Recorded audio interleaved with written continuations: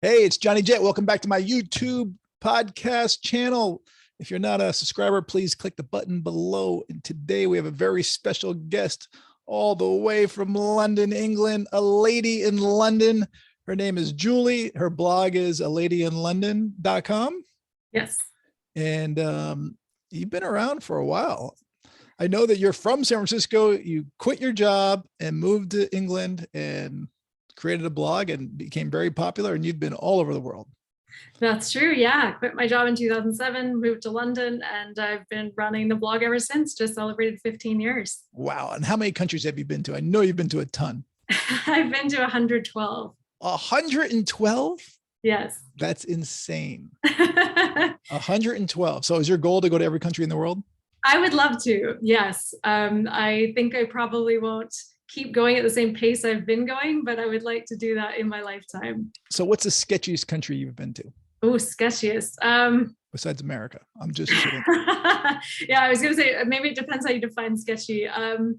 Maybe in today's terms, probably Syria, but back when I went, things hadn't kind of kicked off yet there. I heard it was beautiful. I was in Cyprus, right off the coast in, I think, 2007. And a lady next to me was going, and she's like, it's so beautiful there. It is. I really enjoyed it. Damascus was absolutely amazing. It's got great history, amazing food. The people were friendly. It was a great experience. I'm sorry I didn't go. But anyway, we're talking about England. You've been living in London since 2007, you said? Yes. I mean, that's incredible. So how was it to move there? I mean, was it a big culture shock? Is it a lot different than the US? Yeah, it is a big culture shock. And I think the main reason why is because you kind of assume that it's going to be really similar. They speak English. We used to be colonies, or at least part of our country did. But you get there and you realize there are actually pretty big cultural differences. And some of them are more subtle than others, but some of them take a bit of time to get used to. Like, what are they besides their accent and drinking beer, pints, and pubs closing early? Yeah, those are definitely big ones. I think in London specifically, you're not really supposed to talk to strangers. It's not the done thing. So coming from California, where you just strike up conversations with anyone, anywhere, it was a learning curve. Not making eye contact with people on the tube, that's also a big faux pas. Kind of more of a respect and privacy thing, as opposed to where we have a sort of positive politeness where you go out of your way to be friendly to people. Did I ever tell you about the time I was in London and I was with a hotel GM? He's like, he gets a text. He goes, "Oh my gosh, I got to go greet Prince Charles. He's here for an event." And I go, "Can I go?" He's like, "Sure." He's like, "Just stand to the side, okay?" Because it's like a red carpet thing. Anyway, he comes rolling out, and Prince Charles walks right by me, looks at me. I just stick my hand out. I go, "Prince Charles," and I could just feel people go, "Oh my God, you didn't just do that." And he looked at me, he didn't shake my hand right away. He just looked at me. And I was like, that's when I realized I messed up. And then he stuck his hand out and he smiled and he actually chatted with me for a little bit. And he was really funny. And there was always paparazzi taking pictures, but I was like, I just committed a big faux pas. And actually the back of my head was in the newspaper the next day. Oh, that's great. Yeah, there are a lot of protocols around how you greet the royals, and they come to you, not the other way around, and all of that stuff. But I'm glad he was friendly about it. I mean, it would have been embarrassing if he just said sorry. True. But anyway, I realized that there is a big difference, because in America, you're like, "What's up?" Exactly. So, and how about, with the pounds and everything? It's, everything's more expensive. It is, but nowadays not as much. The pound has hit really, really long time lows against the dollar recently. So it's actually a really good time for Americans to visit the UK. But things are more expensive depending where you're coming from. Being from San Francisco, things are not that much more expensive, because San Francisco is very expensive too. But if you're coming from other parts of the US, you might experience a little bit of a shock. So what are 12 things? I know you just named a couple, but what do you think that first timers, should know about going to London? I think one of the things is that London is enormous. It is an absolutely vast city, and that's great. It's one of its biggest benefits because there's so much to see and do there. But I think the number one thing I tell people is don't try to do everything in the first visit, and don't think that you're going to cover every single inch of the city in a few days or even in a week. I've been there 15 years and I'm still discovering new parts of London. So I think that's a big one. Kind of in addition to that is use the public transport network. London's got great public transit with the tube and the buses and the trains. We've got the new Elizabeth line that goes to Heathrow. Those are all great ways to get around, and it's usually faster actually even than taking taxis because traffic can be bad in central London. Definitely. So and do you use an Oyster card too? You don't need to anymore. You can actually just use your debit card now. So it's not as much of a hassle of getting an Oyster card and loading money on it and all of that. You can just tap in with your debit card. And at the end of the day, if you've used enough rides that it converts to a day pass, it'll automatically do that and charge you the That's awesome. I didn't know that. Yeah, it's so great. So as long as your credit card or debit card, I would use a credit card, has a tap feature. You just tap it right when you go through the subway. Exactly. Yeah. It just acts like a card, like you'd have an Oyster card. So it's really easy. You can tell I haven't been to London in 3 years. Yeah. It's amazing how much things change very quickly. That's awesome. That's a great tip. And what else? I mean, I know it's a great walk-in city, so make sure you have really good walking shoes. Definitely. That's one of my favorite things to do. There's a lot of free self-guided walks on my blog, so that's something to check out if you're interested. But even if you don't, walking around London is a great way to see it, because one of the best things about London, for me anyway, is the details. And you really miss that if you're taking the tube everywhere. So I would say bring your good walking shoes, be prepared to walk around, and don't forget to look up, take in the details, take in the sights. Yeah, you know what? I think I showed you last week when I saw you in LA about using that Mapless app. I really love this app. And the first time I used it was in London because it's such an incredible walking city. Yes. You download the app. It doesn't tell you turn by turn instructions. It just gives you a compass and points you in a direction where you want to go. Yeah. And, in America, you might not want to do it because in certain cities, you go down the wrong street, you're in trouble. But I don't think that's the case in London. Yeah, certainly not in the city center. You're pretty good to go pretty much anywhere there. Yeah, it's a great tip. And I would think you would agree with me, always carry an umbrella. Yes, dress in layers. Yes. This summer has been oddly hot, but normally even in the summer, you always want to have an umbrella with you. I always carry sort of a mini travel size one in my bag wherever I go. And it comes in handy quite often. Yeah, I carry one in my back pocket, but can you buy them on every corner? Yeah, and most souvenir shops have them. Boots, they're sort of the pharmacy equivalent of sort of CVS or Walgreens in the US. Boots always have umbrellas. Supermarkets have umbrellas. You can find them pretty much everywhere. And the last time I was in London, I actually saw you on a street similar to the one that's behind you. Yes. We rented a place through London Perfect, which was awesome. And I don't think I paid cash once. I used my credit card for every purchase, even going to like a convenience store and buying a bottle of water. It was just boom, tap. Yes. And it got even more so during the pandemic. And to be honest, I don't even remember the last time I carried around my wallet. I just use Apple Pay for everything. And it's funny, even now the buskers who are the street performers out on the street, they have the tap to pay, £2 to tip them. So everything's pretty much cashless there now. And do you use Venmo too, or? You don't have Venmo in the UK. So okay. It's people usually pay each other via bank transfer. But yeah, Apple Pay is pretty much everywhere. So as an American, how would I tip them? I mean, you can use your Apple Pay if you have a credit card loaded on your phone, or you can obviously tip in cash if you want to as well. These guys are brilliant. Yeah. You really have no excuse. I don't have cash on me. That's okay. Just give me your phone. Exactly. Just tap the sensor. Yeah. Anything else? Yes, I would say get into the food scene. A lot of people still think, oh, Britain, the food isn't good, but that was years and years ago. And London has amazing food now, and food from all over the world. I personally recommend Indian food because that is a big thing in Britain. So go to a curry house, and then also pubs. They're sort of like the neighborhood living room, and they're a great place not only to get good traditional food like fish and chips or bangers and mash, but also to get into the culture there and to meet the locals and to really see what London life is about. Indian food. Actually, London is definitely my favorite place to get Indian food outside of India. And even even in India, I prefer actually, and sometimes food in London. I mean, just Mhm. because I think it's safer, although, it depends where you go in India, but I Mhm. trust the water more in England than I do in India. Fair, So do you have fair. any favorite Indian restaurants, by the way, or districts? Yeah, I mean, I like to go to a place in East London called Tyabs. And actually, speaking of cash, it is one of the few places that is still cash only. So do That's good bring to cash know. when you go And how there. do you spell it? It's Tayaybs, I believe.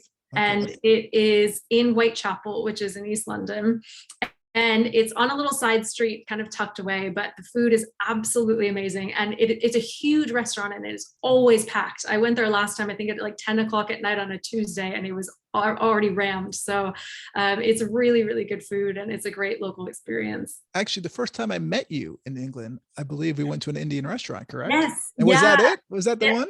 No, that was Veeraswamy, which is the other end of the spectrum. That's a really nice restaurant right off Regent Street. Also delicious, but a very different experience. Yeah, that was high end. Yes, that was great. Um, anyway, yeah, I mean, great. And the NFL goes to town, I think three Yes, times this year. And I've yes. been there when it's happened. I didn't go to a game, but it's amazing to see so many people wearing jerseys from every team, not just the two teams that are playing. It's literally from every team. Yeah, I love that about it. I've been to a few of the games and it's so much fun. Like you said, to see all the jerseys from everywhere, to see fans from around the world, to see British people getting into it. And just, it's such a fun experience. Yeah, they have their own commentators too. I mean, Yes. and some of them are ex NFL players. I enjoyed listening to it. Yeah, absolutely. What else? What else are we missing, or what should first timers know when they go to London? Yeah, I think one of the things is to plan your itinerary based on locations because, as I said before, London is so big. It makes no sense to sort of go to the V&A Museum and try to do the Tower of London in the same day because they're way on the other side of the city center from each other. So I would say get out a map, figure out what you want to do, and then group things together by day based on their locations. And it'll be a lot easier on you. You won't be running around the city or taking the tube way back and forth all the time. And it's smart. And a lot of these museums, I don't know if they still are, but they're free, correct? Yes. Yeah, all the big museums in London are free and it's amazing. I pop in all the time for 10, 20 minutes and then go on my way. And it's really nice. And are there certain days they're closed? Not many of them, to be honest. It's more that they're open. A lot of them, like the National Gallery, is open late on Fridays. So if you want to go before or after dinner, you can go in and see whatever there is to see. The V&A and some of the others have once a month late nights for adults only, where they have a bar and a DJ and you can get drinks. And so it's sort of like half museum, half party. It's really fun. I mean, no wonder why you live in England. I mean, that's amazing. It's not bad. Yeah. And there was an area I went to a couple times. I can't remember, but there were canals there. I mean, it's like, wow, where are we? Yes, yeah, Maida Vale and Little Venice, and the canals run all the Little way through Venice. Camden and King's Cross, and you can go all the way through Hackney and the East End. And yeah, that's a really nice local experience because a lot of visitors know about the Thames and do the walk along the South Bank, but locals love doing the walk along Regent's Canal. And Americans love to go to Portobello Market. Is that still popular? Yes, yeah, Portobello Market with the antiques on Saturdays. Lots of other markets too. Borough Market is amazing if you love food. It's London's big food market, and it's uniquely set under these railway bridges in just south of the river. Lots of other markets as well. I love Maltby Street Market, which is near Borough Market, and it's food and it's under railway arches, but it's very local and not that many people know about it. So that's a fun one And too. how do you spell that one? Maltby, Maltby, Maltby Street Market. Okay. And then there's obviously Camden Market, which is one of the most famous, and you can pretty much get anything there. It used to be associated more with kind of goth and alternative things, but now it's a bit of everything. And I love going into the different grocery stores like Marks and Spencer's and getting, different kinds of chips, potato chips or chocolate bars because they're unique. Yes. And I mean, they're delicious too. Yes, exactly. There's a lot of good local British sweets and snacks. You get Twizzlers, which are sort of these almost look like braided pretzels, but they taste different. I think they might even have Marmite on them.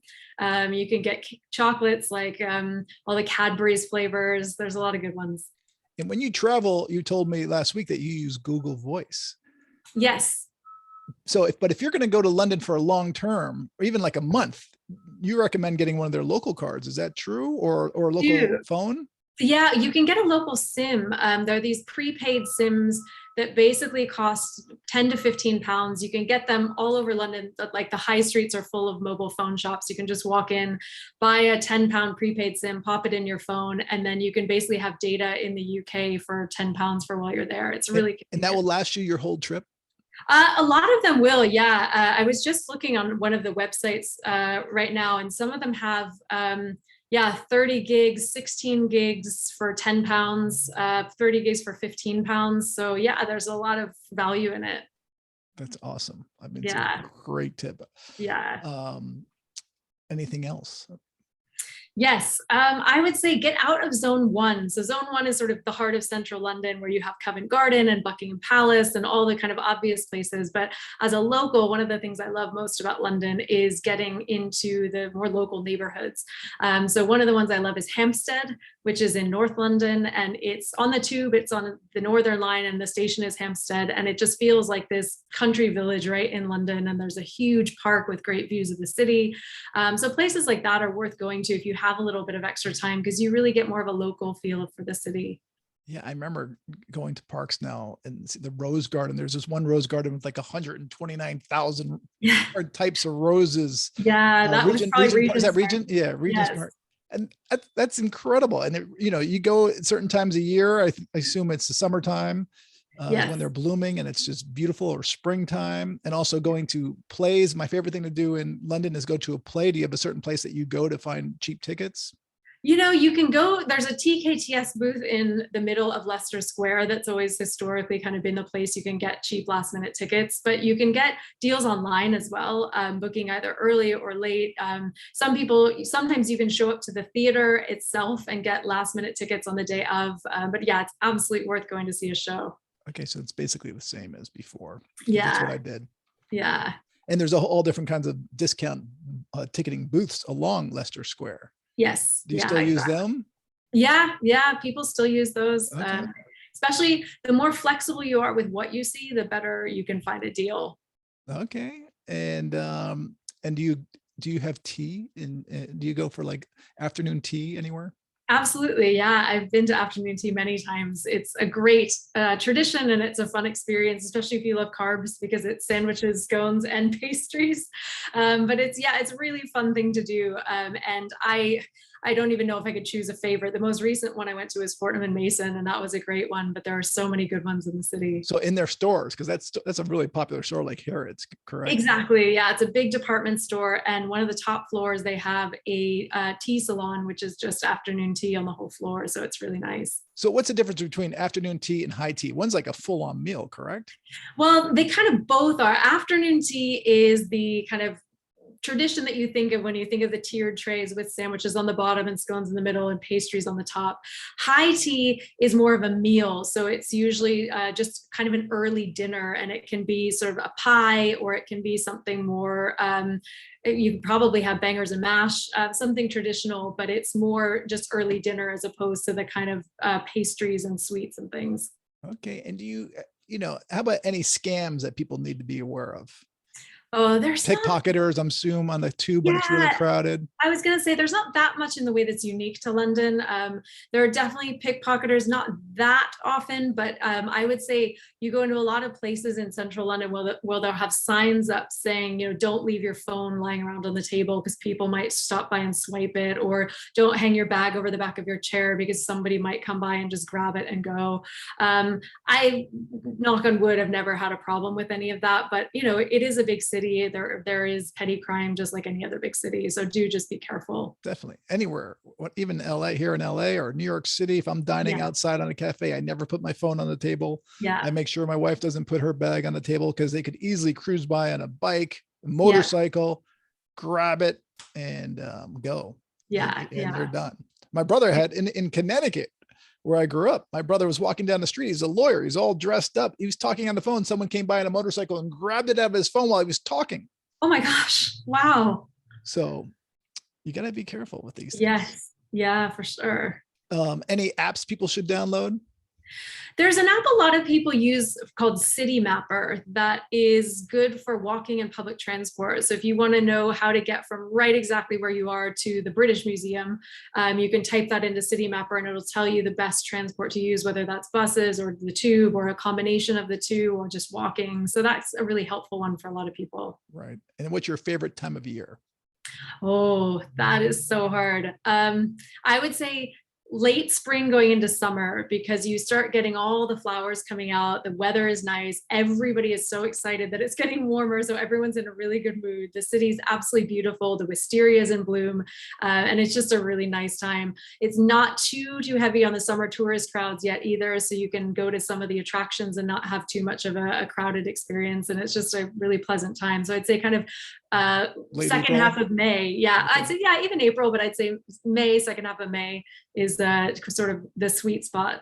It's my favorite time of the year to be in Connecticut, where I grew up, for the same reasons. Everyone's in a great mood because they made it through winter. Summer is here. The beaches are open. Yeah. So, yeah, I mean, I really appreciate all these tips, and I know everyone else does. So how can people follow you and sign up to your newsletter? Yeah, so the blog is aladyinlondon.com, and I'm on all social media, Instagram, YouTube, Twitter, Facebook, Pinterest, everything else, TikTok as A Lady in London. And you can subscribe to my blog, you can subscribe to my newsletter. Both of those options are on the blog itself. And yeah, follow me for tips and more. And do you offer personal guided tours? Because you should if you don't, around London.